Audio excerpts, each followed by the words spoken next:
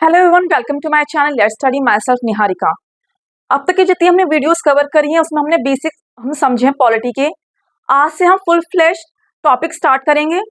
हमारा आज का टॉपिक है टाइप ऑफ कॉन्स्टिट्यूशन। उससे पहले प्लीज मेरे चैनल को लाइक शेयर सब्सक्राइब करिए। हमारा आज का टॉपिक है टाइप ऑफ कॉन्स्टिट्यूशन। तो स्टार्ट करते हैं।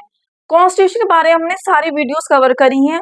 हमने जो स्टार्टिंग ही कॉन्स्टिट्यूशन से करी थी कि कॉन्स्टिट्यूशन क्या होता है, उसकी इंपॉर्टेंस क्या है, किसने लिखा था, कितने मेंबर्स थे, सब कुछ हम डिस्कस कर चुके हैं। अब हम समझते हैं टाइप ऑफ कॉन्स्टिट्यूशन, यानी कॉन्स्टिट्यूशन कितने टाइप्स के होते हैं। There are two type of constitution. One is written constitution and second is unwritten constitution.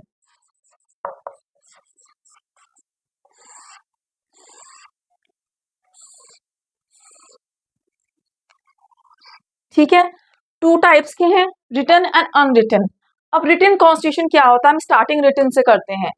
जैसा नाम है रिटन, यानी जो चीज लिखी जा चुकी है, जो किसी डॉक्यूमेंट में ये किसी भी तरीके से लिखी हुई है, वो है रिटन कुछ भी चीज। अब रिटन कॉन्स्टिट्यूशन क्या है, हम एग्जांपल समझते हैं। जैसे इंडिया में अगर आप कहीं भी अब जाएंगे, किसी बुक स्टोर पे जाएंगे, उनसे आप बोलेंगे कि मुझे कॉन्स्टिट्यूशन चाहिए, तो वो आपको एक बुक देगा, एक बुकलेट देगा। उसमें सारे जितने भी हमारे आर्टिकल्स है सब लिखे होंगे। उससे हम क्या समझते हैं कि हमारा जो कॉन्स्टिट्यूशन है वो लिखा हुआ है, एक एक डॉक्यूमेंट में लिखा हुआ है, एक बुक की तरह लिखा हुआ है। हम जब भी मांगेंगे वो एज अ प्रूफ हमें दे सकता है। ठीक है, वो स्कैटर्ड नहीं है, बिखरा हुआ नहीं है, एक कंपाइल है, वो कंपाइल फॉर्म में, एक बुक के फॉर्म में हमारे पास है, वो है रिटन कॉन्स्टिट्यूशन। अब अनरिटन कॉन्स्टिट्यूशन क्या है, हम एग्जाम्पल लेते हैं ब्रिटेन का, न्यूजीलैंड का, यूके का, कि उसमें जो है कॉन्स्टिट्यूशन वो स्कैटर्ड फॉर्म में है। अगर आप वहां जाके उनको कॉन्स्टिट्यूशन मांगेंगे कि मुझे कॉन्स्टिट्यूशन चाहिए आपकी कंट्री का, तो वो आपको एक लाइब्रेरी में लेके जाएगा, बोलेगा ये सारा ही हमारा कॉन्स्टिट्यूशन है, क्योंकि उनका जो है कॉन्स्टिट्यूशन कंपाइल फॉर्म में नहीं है। जब लॉ आया उन्होंने रख दिया, दूसरा लॉ आया उन्होंने वहां रख दिया, तीसरा आया वहां रख दिया, एक कंपाइल फॉर्म में नहीं है। जितने भी लॉ वहां बनते हैं वो सब एड ऑन होते चले जाते हैं, उसके बाद उसके बाद उसके बाद उसके बाद। पर हमारे जो इंडिया में है वो एक कंपाइल्ड फॉर्म में है, एक बुक फॉर्म में है। ठीक है, हमारे साथ जितनी भी आर्टिकल्स लिखे हुए हैं वो सब एक रिटन फॉर्म में लिखे हुए हैं। आप जब भी मांगेंगे वो आपको एक बुक दे देगा। That is written constitution, that is codified in a document, that is compiled in a book, is a written constitution, and that is not codified, जो बिखरा हुआ, जो स्कैटर्ड है, वो है अनरिटन कॉन्स्टिट्यूशन। ठीक है, अब हम बात करते हैं रिटन कॉन्स्टिट्यूशन की। सबसे अच्छा एग्जाम्पल हमारी कंट्री का, ये इंडिया का, हम उसी की बात करते हैं। हमने जब बात की थी स्टार्टिंग वीडियोस में, कि हमने बात की थी कि जो भी लॉ हमारे कंट्री बनेगा या अमेंड होगा या चेंजेस कुछ भी आएंगे वो कॉन्स्टिट्यूशन के थ्रू आएंगे। पहले कॉन्स्टिट्यूशन आया, फिर बाकी लॉज आए। अब हम उनको समझते हैं कैसे। ठीक है, अब सपोज हम एग्जांपल लेते हैं,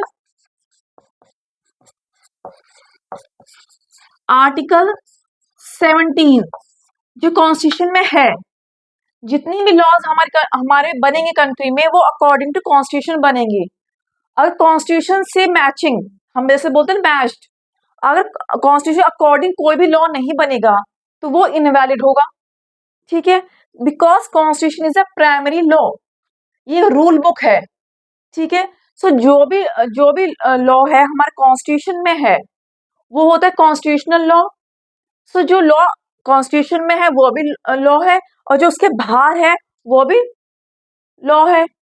कैसे, आर्टिकल 17 क्या कहता है कि untouchability should not be there, हमारी कंट्री में अनटचेबिलिटी नहीं होनी चाहिए, अगर हो जाती है तो ये आर्टिकल मेंशन है हमारे कॉन्स्टिट्यूशन में।